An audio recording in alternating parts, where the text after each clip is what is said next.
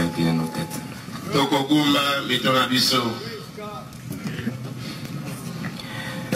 Notre Père et notre Dieu,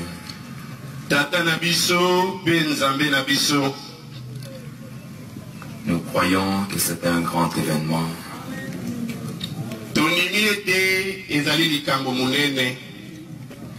de voir tous tes enfants ainsi rassemblés.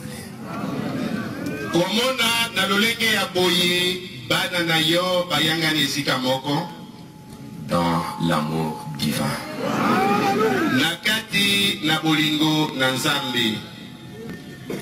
Un jour, par prophétie, tu parlais à ton prophète en disant: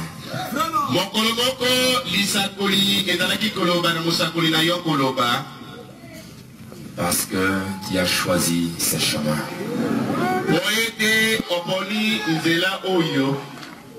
C'est mon chemin.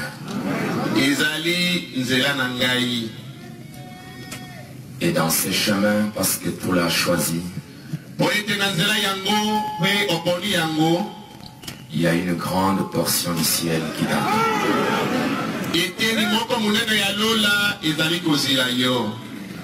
Et cela s'accomplira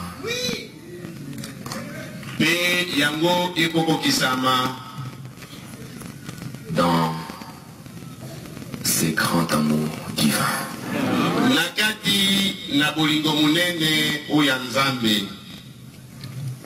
Il y aura une grande victoire dans l'amour divin.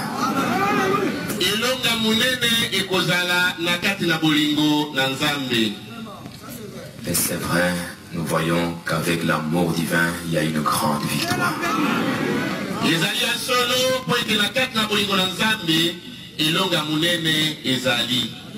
Nous te remercions pour cela. Bien-aimé Seigneur Jésus, que tu bénisses le pasteur Barouti qui a eu l'initiative d'organiser cette convention.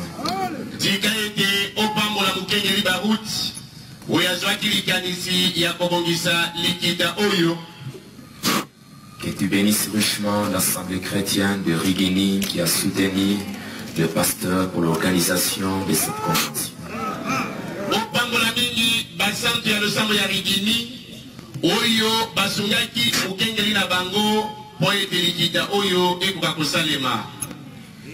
Que tu bénisses richement tous ces ministres et serviteurs de Dieu qui sont venus de très loin dans ces temps si difficiles pour participer à cette convention.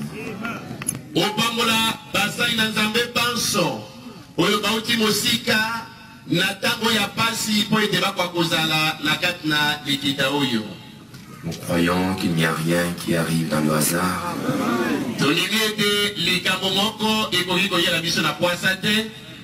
Mais nous croyons que toutes choses concourent bien de ce qui aime Dieu.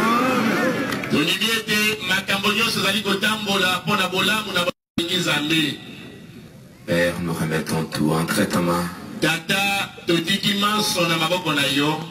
Alors que j'ai l'occasion de me tenir devant ces grands peuples, les fruits de ton rachat, qui avait estimé, Seigneur, rachat.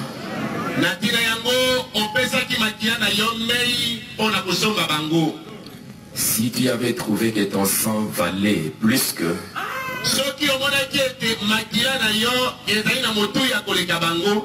qui ne l'aurait pas versé. Mais tu as vu que ces croyants, ils ont beaucoup de valeur devant toi. C'est pourquoi tu as donné ton sang pour leur vie éternelle. Nous te remercions. Ainsi, sois avec nous ce soir. Alors que nous allons parler juste un tout petit peu. Et que le Saint-Esprit qui a déjà été ici depuis le commencement,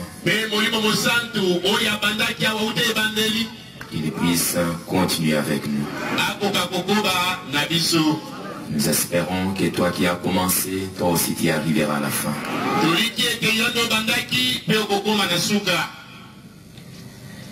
Nous remettons tout entre tes mains.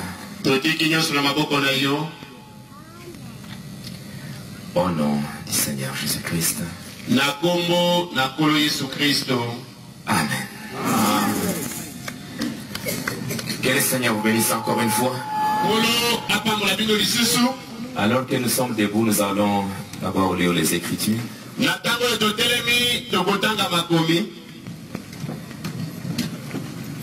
Nous lisons dans Jean au chapitre 17.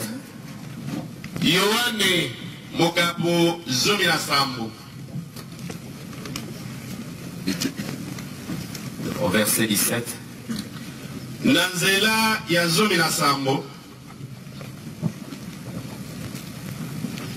Sanctifie-le par ta vérité, ta parole est la vérité. Comme tu m'as envoyé dans le monde, je les ai aussi envoyés dans le monde. Et je me sanctifie moi-même pour eux, afin qu'eux aussi soient sanctifiés par la vérité. Ce n'est pas pour eux seulement que j'ai pris, mais encore pour ceux qui croiront en moi par leur parole, afin que tous soient un, comme toi, Père, tu es en moi, et comme je suis en toi, afin qu'eux aussi soient un en nous, pour que le monde croie que tu m'as envoyé. Amen. Je leur ai donné la gloire que tu m'as donnée, afin qu'ils soient un comme nous sommes un. Moi en eux et toi en moi. Afin qu'ils soient parfaitement un et que le monde connaisse que tu m'as envoyé et que tu les as aimés comme tu m'as aimé. Père, je veux que là où je suis, ce que tu m'as donné soit aussi avec moi, afin qu'ils voient ma gloire, la gloire que tu m'as donnée parce que tu m'as aimé avant la fondation du monde. Amen. Nous allons aussi lire dans 1 Corinthiens au chapitre 13. Non, pour gagner du temps. Au verset 8. L'amour ne périt jamais. Les prophéties seront abolies, les langues cesseront, la connaissance sera abolie. Car nous connaissons en partie, nous prophétisons en partie. Mais quand ce qui est parfait sera venu, ce qui est partiel sera aboli. Lorsque j'étais enfant, j'ai parlé comme un enfant, j'ai pensé comme un enfant, j'ai raisonné comme un enfant.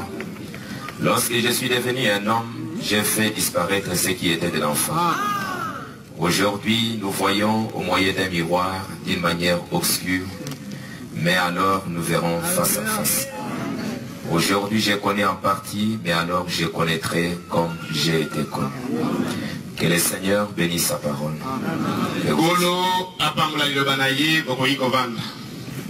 Et encore une fois, j'aimerais remercier les pasteurs Babouti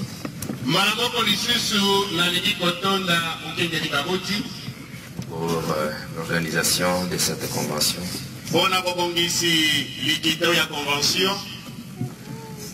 Et encore une fois, remercier l'Assemblée chrétienne de Rigini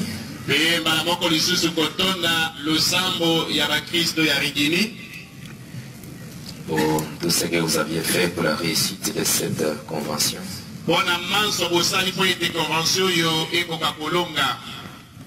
Et à tous les ministres et les serviteurs de Dieu qui sont venus ici.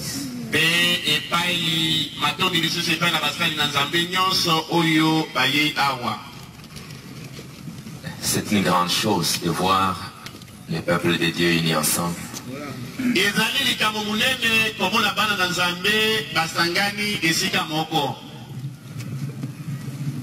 Dans l'amour de Dieu. Et je crois que c'est comme ça que les choses devront réellement être. Amen.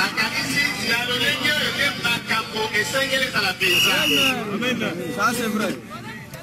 Parce que nous ne pouvons pas dire que nous avons reçu le message. Vraiment. Si on ne peut pas voir ça. Ça c'est vrai. On ne peut pas parler de l'amour divin si on ne peut pas voir ça. Et pas seulement ça, mais réellement quelque chose dans nos cœurs.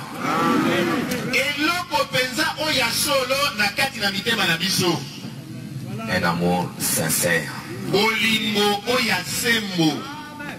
Amen.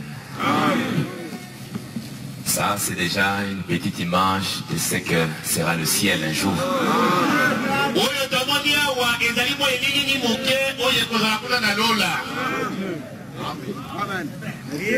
Et je le crois de tout mon cœur qu'il s'en lancera ainsi.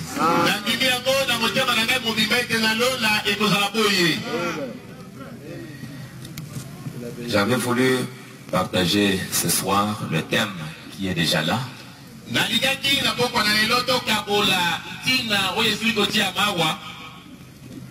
L'amour divin. C'est une petite chose, mais c'est une grande chose.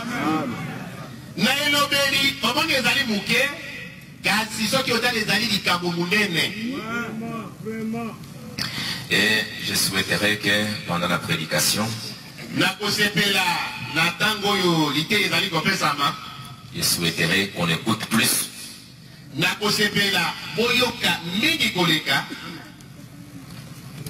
Vous puissiez vous contenir dans votre chaise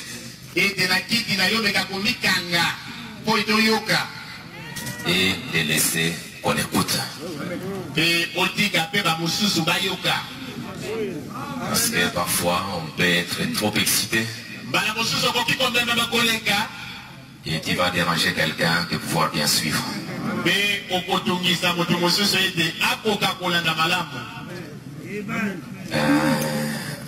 Si vous pouvez crier Amen, restez toujours assis là où vous êtes.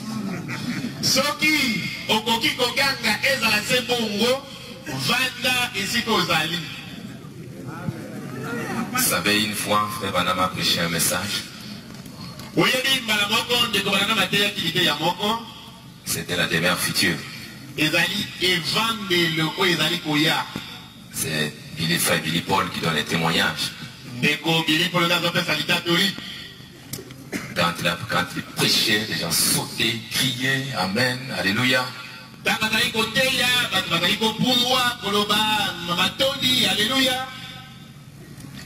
Après, à la fin, Frère Billy Paul dit à Frère Branham, papa, c'était extraordinaire aujourd'hui.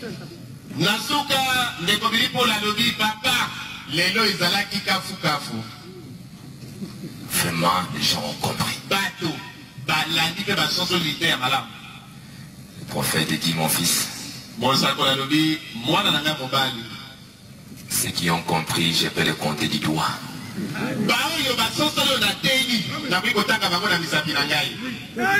Très peu. Mais ce que je demande, c'est que vous puissiez croire. Parce que Billy Paul dit, mais je crois que les gens ont compris le message. Ils ont vraiment bien compris parce que la façon dont ils criaient, ils ont bien compris. On a dit très peu, on comprend très peu. Mais ce que je demande, ce n'est pas de comprendre, mais de croire d'abord.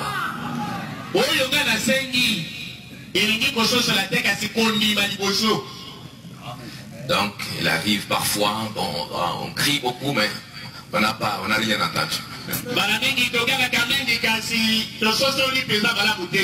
C'est pourquoi je vais vous garder ce soir sur les chaises.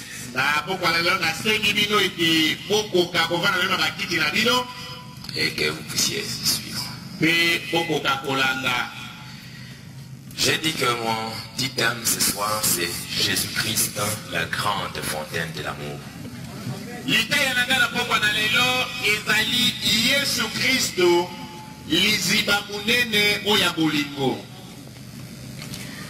Frère Branham dit ceci dans le message quand l'amour s'élance.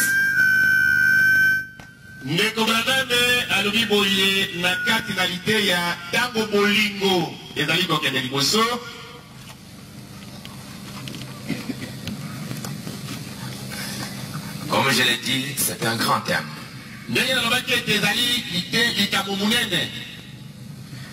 Comme vous pouvez le voir, c'est la fin. C'est la fin. Suka. Après cela, il n'y a plus rien au-dessus.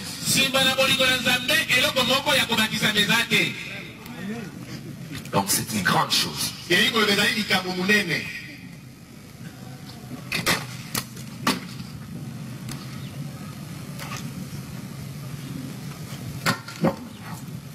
C'est pourquoi que ces grands amours-là, ça descend dans notre cœur.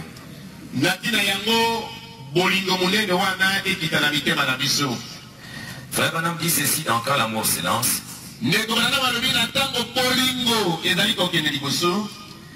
Paragraphe 2, cette écriture parle de l'amour. Il a parlé de Jean chapitre 3 au verset 16.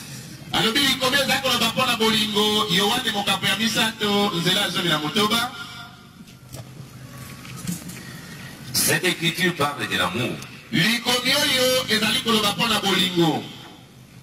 Et nous savons qu'il n'y a ni puissance, ni enseignement, ni autorité qui s'élève jusqu'à l'amour chrétien de Dieu.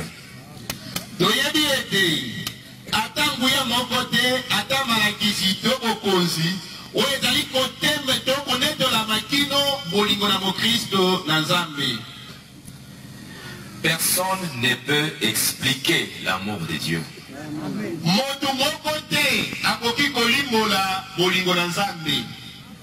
Bien que beaucoup aient essayé, les poètes et les compositeurs des chants ont échoué.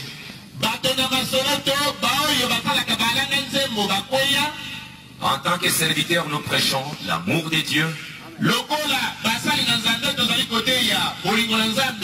Mais nous ne pouvons pas expliquer complètement son amour merveilleux.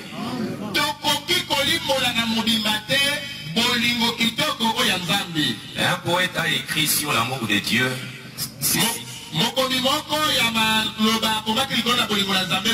Si les océans étaient tous remplis d'encre et les cieux un parchemin,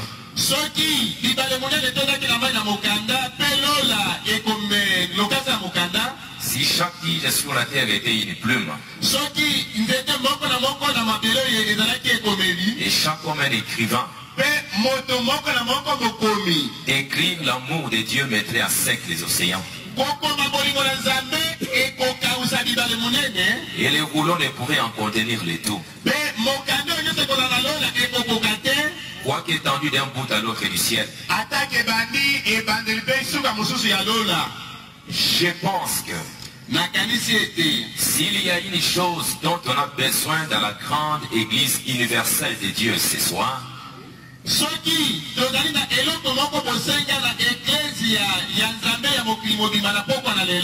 c'est l'amour. Nous n'avons pas autant besoin que nous le pensons de nos dons et de nos émotions.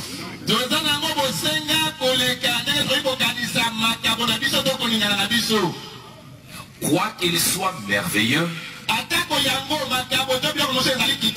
et que nous louons Dieu de ce que nous les ayons. Amen. Ce sont des dons de Dieu, ce sont des promesses, ce sont des choses que Dieu a promis dans l'église, ça doit être là.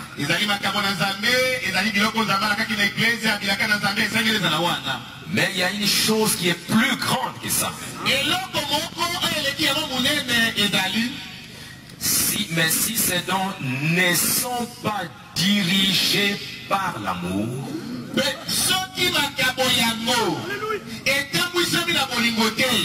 ils ne sont pas efficaces. Amen. C'est pourquoi j'ai dit que c'est une grande chose ce soir. L'amour devrait gouverner le foyer.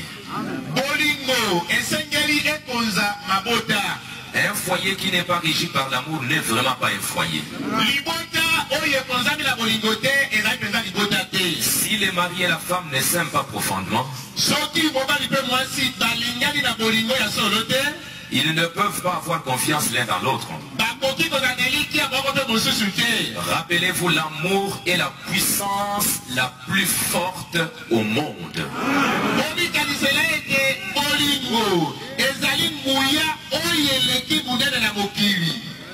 Et au lieu de faire reposer notre foi sur quelques émotions,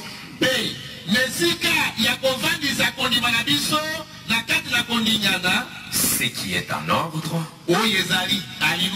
ou sur quelques dons,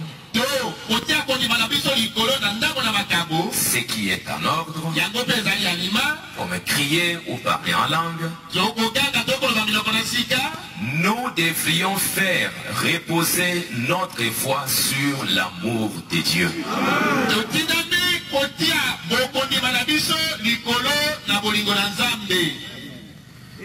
Nous devons revenir à ces principes. L'amour d'abord, ensuite les autres choses.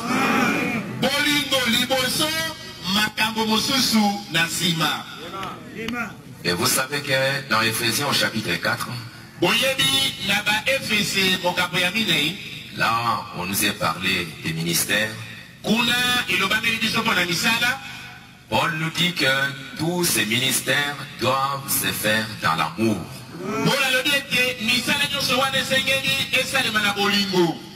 Nous devons donc revenir à ces principes, l'amour d'abord, ensuite les autres choses.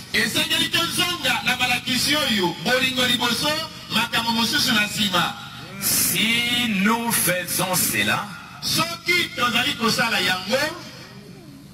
nos églises progresseraient beaucoup plus rapidement.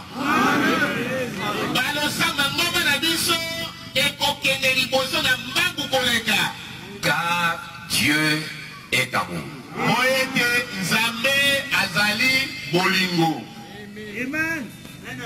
Nos églises iront de l'avant. Parce que là où il y a l'amour, c'est Dieu lui-même qui est là.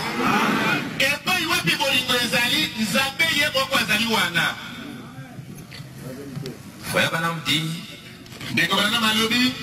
je suis presque sûr que beaucoup d'entre nous se sont trompés.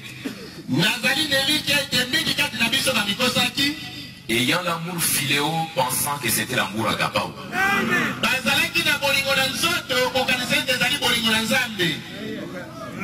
L'amour philéo est intellectuel.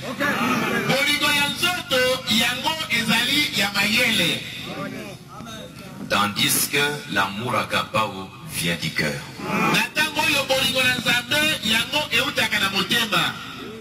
L'amour humain, l'amour affectif et de l'esprit,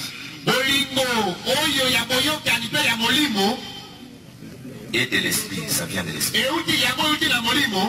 L'amour de Dieu est du cœur.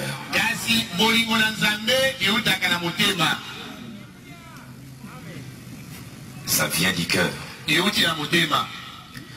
Paragraphe 12, frère Branham dit, l'amour n'est pas basé sur des lois légalistes que nous devons observer.